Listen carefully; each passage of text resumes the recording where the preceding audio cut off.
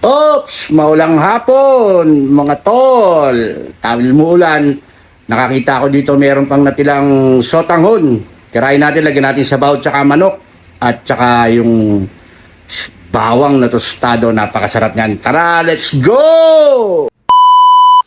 Okay, yun na nga, umuulan. Nakakita ko ng tirang sotanghon at may manok na natira din. Hindi ko na pinakita yung paghiwa ng sibuyas at ng bawang. Pero ang ginawa kong una dyan, yung bawang, tinusta natin. Pag medyo tostado na, hinulog natin yung sibuyas, tapos yung mantika na may atswete, tapos yung manok.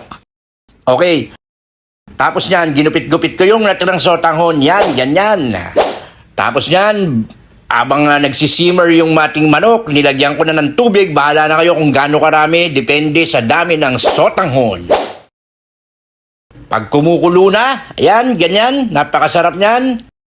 Pag okay na yung manok niyo, pag luto na, tingnan nyo, halu-haluin nyo. Tapos ihuhulog na natin yung ating sotanghon. Let's go! Yan.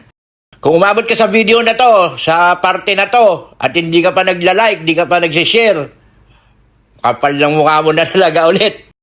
Share mo na yan, uy! Okay, yan, yung sotanghon, halu-haluin mo.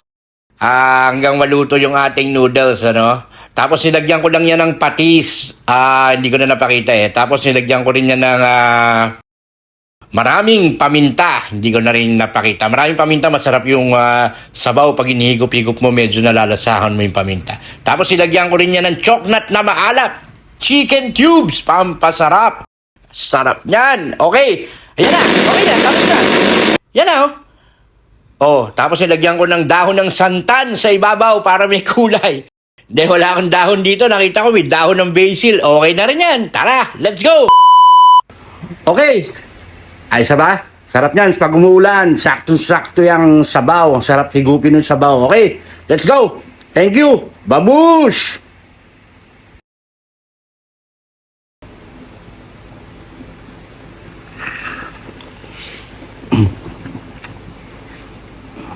Up!